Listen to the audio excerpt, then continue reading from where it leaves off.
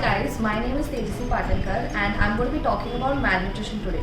So what is malnutrition? Malnutrition is basically the excessive intake or the imbalance or any kind of deficiency in a person's intake of nutrients and energy. So malnutrition can be classified in two broad categories. One is undernutrition and one is overnutrition. So undernutrition, as the name suggests, it is the insufficient intake of energy and nutrients, and overnutrition is the excessive intake which can lead to being overweight, or it can lead to obesity, and it is also related to a lot of diet related non-communicable diseases like diabetes, which is very common, and heart diseases. So talking of undernutrition, now as we know, undernutrition is very prevalent in India. So undernutrition and malnutrition in India are kind of synonymous. So what all does undernutrition include? So undernutrition includes underweight, it includes wasting, it includes stunting, and it includes micronutrient deficiency. Now what is being underweight? Being underweight is basically having a low weight for that particular age group. So hence the growth chart that is used to assess this is the weight for age growth chart. Then we have wasting. So wasting is basically when you have like acute loss of weight or you have the failure to gain weight. Hence it is primarily seen in acute malnutrition, and because this malnutrition occurs in a shorter period of time, therefore weight is more significantly affected. Hence the growth chart that is used to assess this is the weight for height growth chart. Then we have stunting. Stunting is basically the retardation of linear growth, and it is seen in chronic malnutrition which occurs over a longer period of time, and because of this height is predominantly affected, because of which the growth chart that is used to assess this is the height for age growth chart. And then we have micronutrient deficiencies. So micronutrient deficiency is basically the deficiency of essential vitamins and minerals. So underweight, wasting and stunting are the three primary indicators that are used to assess malnutrition in India. Okay, so now I'll be talking a little more detail about acute malnutrition.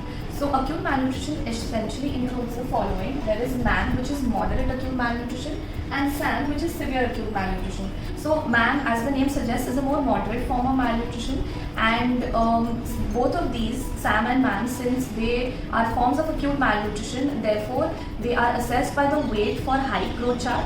And so the value of MAM, the Z score, is -2 to -3 standard deviations from the mean value.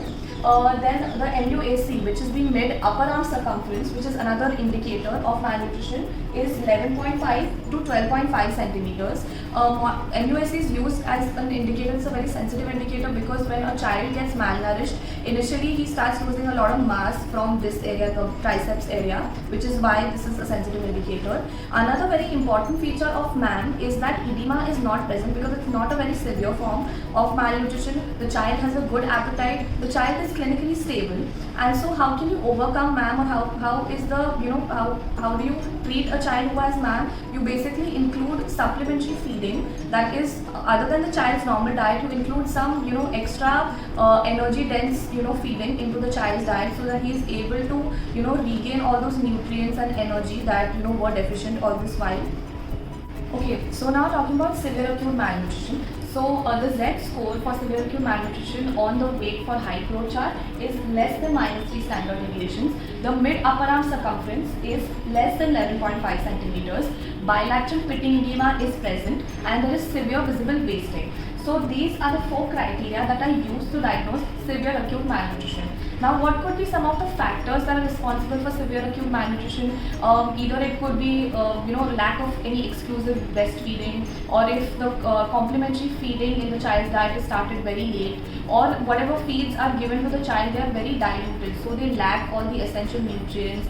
Poverty could be another very important factor, and if the child is continuously suffering from any kind of GI infections which lead to a lot of diarrhea and vomiting, or any kind of respiratory tract infections, then they could also be a very important factor in SAM.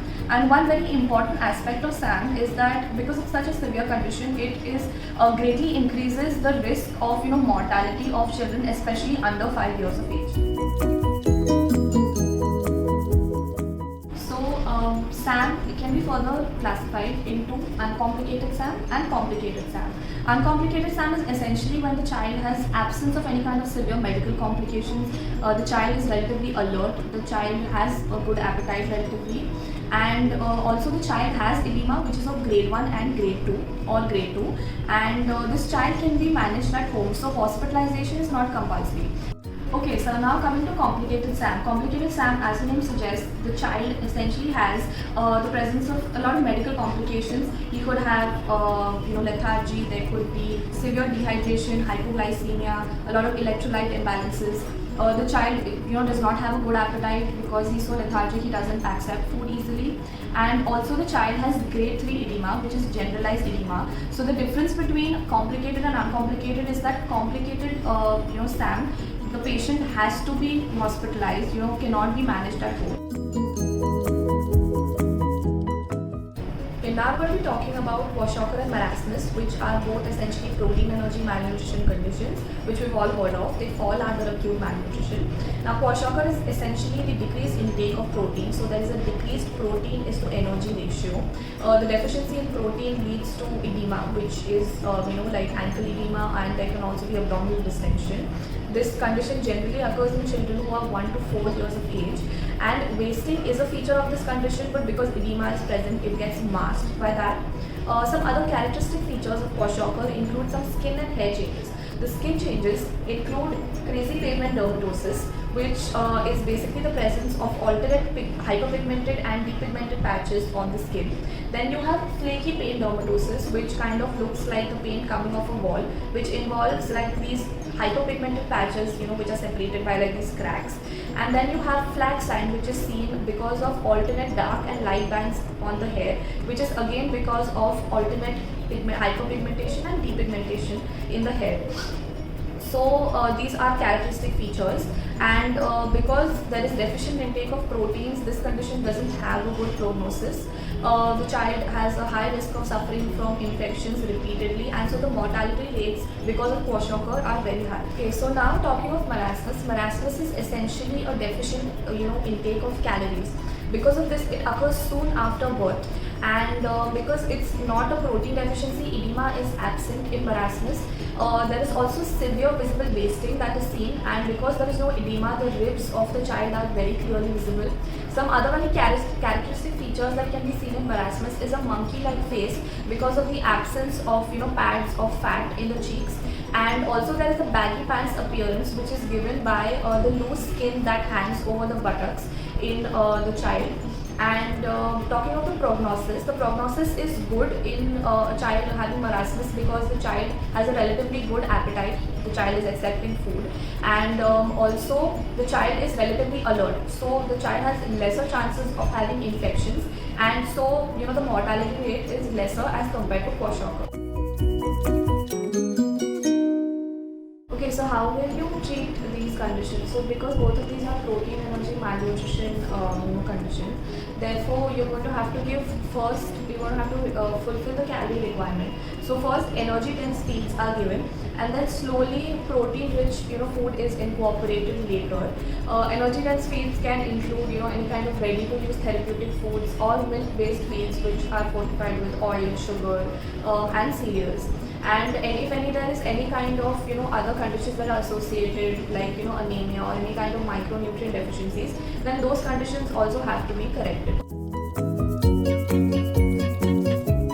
So under micronutrient deficiencies, I'm going to talk a little bit about like 3 important conditions. First is vitamin A deficiency, which is very prevalent as we know in children. It is one of the major nutritional deficiencies, and ocular symptoms or manifestations are something that occurs very commonly, which includes night blindness. Then there is white spots which are seen on the conjunctiva, that is build up of keratin, and then you have xerophthalmia, and otherwise also it can greatly affect the growth of a child. Then you have nutritional anemia, which is essentially because of the deficiency of iron, and can also be because of deficiency of vitamin B12 or folic acid. And then you have iodine deficiency. Iodine deficiency can lead to stillbirth, it can cause mental retardation, it can cause the stunting of physical growth, and even if the child is born normally, otherwise later it can cause mental dullness and apathy. And that was it for my topic. Thank you so much for watching.